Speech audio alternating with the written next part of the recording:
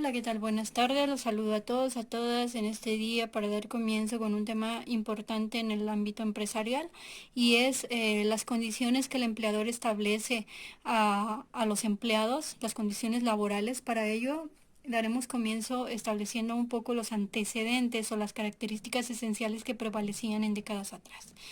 Nosotros ya sabemos que dentro del ámbito empresarial existen dos partes o agentes importantes, el trabajador y el empleador, y que bueno, dentro de ellos debe de existir un marco regulatorio que proteja ambas partes, pero sobre todo que proteja al trabajador en cuanto a sus derechos o los derechos que tiene a nivel interno dentro de esta misma empresa. Entonces, esta no importa si estamos hablando de una empresa pequeña, de una empresa mediana o de ya de una empresa grande, siempre se debe de contar con un marco regulatorio que proteja a ambas partes y sobre todo al trabajador, ya que como veremos a continuación, las condiciones que prevalecen en la actualidad no son las mismas que nosotros hemos tenido a lo largo de la historia y sobre todo digamos 100, 120 años atrás. Es así que, bueno, nosotros nos remontamos al siglo XIX y que tenemos como antecedentes lo que sucedía en el mundo. A finales del siglo XIX, nosotros ya sabemos, a finales del siglo XIX y principios del siglo XX, se dio un periodo o auge de industrialización en el mundo, caracterizado sobre todo, bueno, por un incremento en el nivel de producción a nivel mundial, sobre todo por la implementación de la luz eléctrica que permitió grandes jornadas laborales y nuevas actividades que no podían realizarse más allá del- de las horas en donde existía la luz. Entonces, para ello, bueno, todo este proceso dio condiciones laborales inadecuadas. ¿Qué tipo de condiciones laborales podemos decir que se establecían como inadecuadas? Sobre todo en Europa y en Estados Unidos, que bueno, eran las naciones donde eh, más avances se tenían, se establecieron o prevalecían, se observaban jornadas laborales muy largas, de hasta 16 horas. Es así que algunos de los empleados tenían que salir desde un periodo o las 4 de la mañana y regresar alrededor de las 8 de la mañana. El salario era bajo, era muy escaso. Si en algún momento venían los recortes, pues las personas simplemente se quedaban sin trabajo y eh, pues digamos no tenían otro recurso más que volver a buscar un nuevo empleo. Los niños estaban o trabajaban constantemente desde la edad de los 6 años y las mujeres en algunas ocasiones tenían que incorporarse en el ámbito laboral por la parte o en un periodo nocturno para complementar lo que era el salario familiar o mejorar un poquito las condiciones de vida, ¿no? Entonces, digamos, ¿qué fue lo que sucedió? Pues esto dio constantes marchas, ¿no? Y manifestaciones en donde, bueno, las personas comenzaron a pensar que no debían de ser tratados como máquinas, que necesitaban un día de descanso, jornadas más cortas de trabajo, un salario más justo y sobre todo, bueno, los niños también salían a las calles y exigían esos derechos para sus padres, ¿no? Entonces, qué fue lo que sucedió o de qué podemos hablar sobre estos acontecimientos alrededor del mundo. Se dieron muchos eventos, entre ellos vamos a hablar del acontecimiento que para nosotros, bueno, muchas veces lo celebramos y en algunas ocasiones desconocemos, ¿no? Qué hay detrás. Y es el 1 de mayo de 1886, que bueno, se dio una huelga en Estados Unidos. En ese periodo se dio una huelga de costa a costa y durante esta huelga, digamos, que se fundamentó, se centró en Chicago, porque Chicago era un centro industrial muy importante, este, eh, en esta región, eh,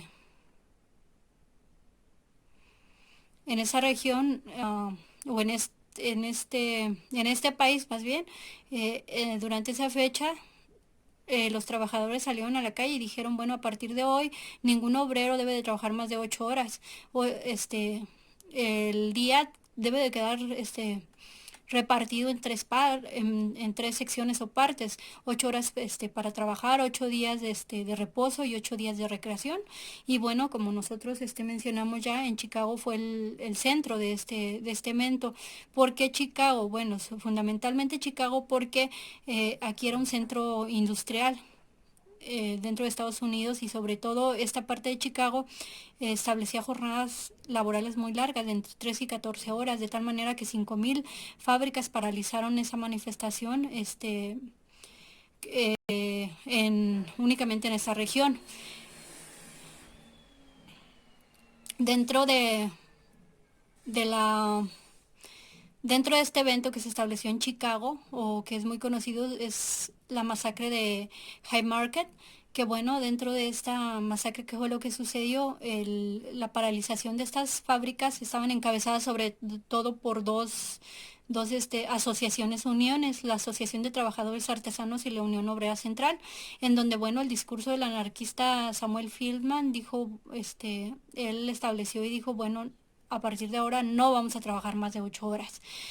Sin embargo, mientras que en gran parte de Estados Unidos se lograron avances, en Chicago esto se extendió la manifestación por más de 3 días, hasta el 4 de mayo, en donde algunas personas pues fueron apresadas y ahorcadas un año y medio más tarde. A todas estas personas que murieron durante este evento se le conoce como los mártires de Chicago. El resultado, bueno, como ya mencionamos previamente, el mismo día más de 125.000 obreros conquistaron la jornada de 8 horas, mientras que, bueno, en Chicago se postergó un poquito más, pero sin embargo aquí, digamos, fueron los antecedentes en donde se logró sobre todo la reducción de una jornada laboral muy amplia. ¿Por qué? Pues porque prácticamente muchas de las personas durante este periodo, sobre todo los hombres, no podían ver a sus familias, ¿no? Salían de madrugada y regresaban a una hora muy, muy tarde. Entonces, esas cuestiones eran, digamos, difíciles para toda la familia. Entonces, digamos, aquí centramos algunos de los antecedentes, más sin embargo, esto no fue el único acontecimiento que ha surgido a nivel mundial. A nivel mundial ha habido una serie de procesos y eventos que llevaron a el establecimiento de las condiciones actuales laborales. Y una de ellas, bueno, la primera ya lo mencionábamos, ¿no? La revuelta de High Market. Un segundo acontecimiento fue una revuelta que se estableció en Rusia en el año de 1905, en donde campesinos y obreros se unieron para protestar contra la opresión del imperio del zar Nicolás II y exigir sobre todo mejores condiciones laborales. Además reclamaban el derecho a la tierra. Sin embargo, como la mayoría de los eventos en donde se presentaron, bueno, ese tipo de acontecimientos siempre fueron suprimidos, ¿no? O sea, terminaron en hechos sangrientos, al igual que un tercero evento que se estableció a nivel mundial y que también dio un cambio muy importante en el mundo fue en Polonia, el Lech Walesa y el movimiento de solidaridad establecido en 1980, en donde 17.000 trabajadores tomaron el control del astillero de Lenin para protestar por el aumento de precios de los alimentos. Y bueno, en su momento el líder de Walesa apareció y dijo, bueno, tenemos un sindicato independiente que se autogobierna, tenemos el derecho a huelga. Esta fue de alguna manera la primera vez que un gobierno comunista dio el derecho de organizarse libremente y de realizar huelgas a los trabajadores, que bueno, también marca un inicio, un cambio muy importante a nivel mundial. En Brasil se establece en el sector de la metalurgia en la década de 1970. Esta fue la primera vez que los trabajadores se organizaron a gran escala, sobre todo para desafiar o enfrentar al gobierno militar. Los sindicatos afirmaban que el régimen había manipulado las cifras de inflación y decía, bueno, que de alguna manera los precios habían aumentado en menor medida y que por tanto tenían derecho a un salario mayor, ¿no? Eh, en ese periodo, más de 170.000 obreros metalúrgicos paralizaron el corazón industrial de Brasil, con enfrentamientos, al igual que en los casos anteriores, entre las fuerzas armadas y los manifestantes, y bueno, también con un resultado sangriento, ¿no? Entonces, este, ¿qué pasa en México, no? Ahora decimos, bueno, ya hablamos un poquito del mundo. En México, los antecedentes de los cambios en cuanto a las reformas laborales se pueden centrar o encontrar en dos huelgas esenciales que fueron previas a la Revolución de 1910 y fue la huelga de Sonora. ¿Qué podemos hablar de la huelga de Sonora? La huelga de Sonora fue establecida entre trabajadores mineros. Fue una huelga en donde se exigían sobre todo las jornadas más bajas, ¿no? En ese periodo en México trabajaban los mineros en un promedio de 14 a 16 horas y bueno, también de alguna manera trabajaban esas largas jornadas en donde se les pagaba aproximadamente 3 pesos a cada obrero, mientras que bueno, a los extranjeros que venían a México se les estaba pagando alrededor de 7 pesos. Recordemos que durante ese periodo, bueno, Porfirio Díaz había dado un gran auge a la industrialización en México y sobre todo captaba y atraía grandes inversiones extranjeras, sobre todo en lo que eran las minas y el ferrocarril. Entonces, bueno, esta mina estaba en manos de un estadounidense llamado Green y bueno, este, eh, en, en algún momento el dueño establece que los trabajadores van a ser contratados de manera individual y que el mayordomo va a elegir qué trabajadores sí y qué trabajadores no deben de continuar. Entonces, bueno, ellos ya este, eh, preveían grandes recortes, ¿no? Entonces, ¿qué es lo que se tiene? Bueno, ellos dicen hay que ponernos en huelga, ¿no? Y pues finalmente el 31 de mayo comienza esta parte de la manifestación de la huelga y que termina con alrededor de 800,000 asesinados en esta huelga, pero que bueno, finalmente se logra acceder al logro de este nivel de horas de trabajo.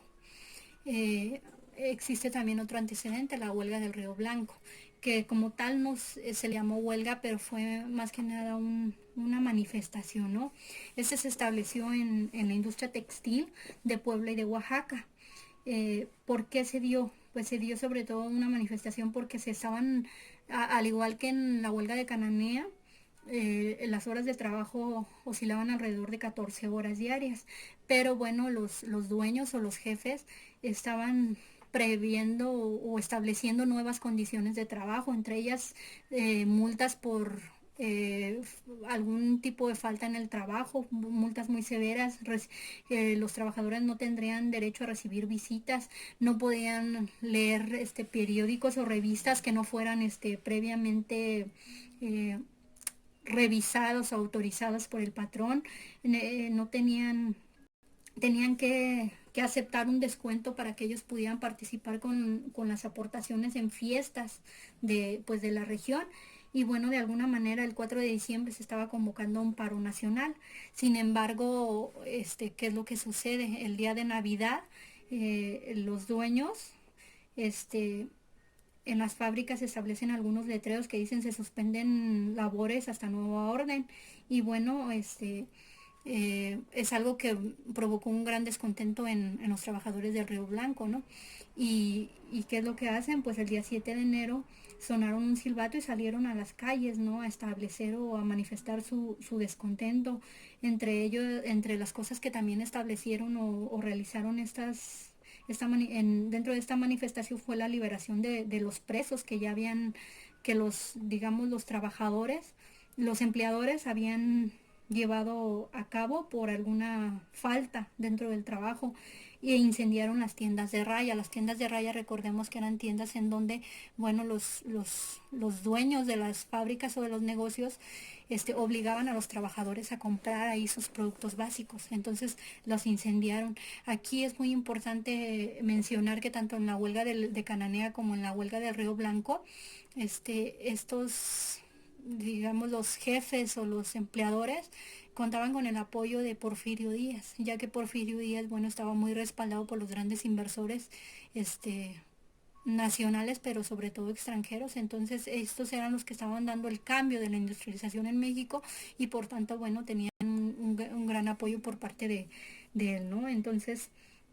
digamos, estas manifestaciones o huelgas van a establecer o van a llevar a como antecedente a la Revolución Mexicana de 1910 y bueno, finalmente ya en la Constitución Política de 1917 se establece el artículo 123 constitucional que va a establecer los derechos que nosotros actualmente conocemos sobre las formas de trabajar en México y que bueno, al igual que en México, esto sucedió en diversos países a un ritmo diferente, ¿no? ¿Qué condiciones actuales se tienen ya entre un obrero y un empleador? Son condiciones que vamos a hablar en la siguiente clase. Las jornadas laborales que en la mayoría de los países se establecen alrededor de 8 horas. La baja por maternidad y paternidad, es decir, cuando una mujer o una familia tiene un integrante nuevo, se les da el derecho para ausentarse, ¿no? El derecho de descanso y vacaciones pagadas en la gran mayoría y bueno, derecho a la jubilación, que en un periodo dado en el cual tú llegues a una vejez, tú tengas esos derechos de gozar, sobre todo con un sueldo establecido, ¿no? Seguro, en algunas naciones, seguro de desempleo por cualquier contingencia. Entonces, bueno, van a ser condiciones que o aspectos que nosotros vamos a analizar en la siguiente clase. Y sobre todo las vamos a analizar, ¿por qué? Porque vemos que hay claras disparidades entre diferentes naciones. Nosotros vamos a ir evaluando, por ejemplo, qué pasa entre las naciones emergentes o menos desarrolladas, sobre todo América Latina, y qué pasa con naciones como las europeas, ¿no? ¿Qué condiciones establece un empleador y qué condiciones establece un empleado? ¿Por qué es importante analizarla? Pues bueno, nosotros recordemos que las empresas son el motor de una economía, entonces como empresas deben de ser una empresa socialmente responsable, comprometida no solamente con el incremento de tus propias finanzas, sino con el crecimiento de la nación y del bienestar de los empleados, ¿no? Entonces, bueno, con esto yo concluyo esa primera parte acerca de las condiciones laborales y los espero en la siguiente sesión o clase. Muchas gracias, hasta luego.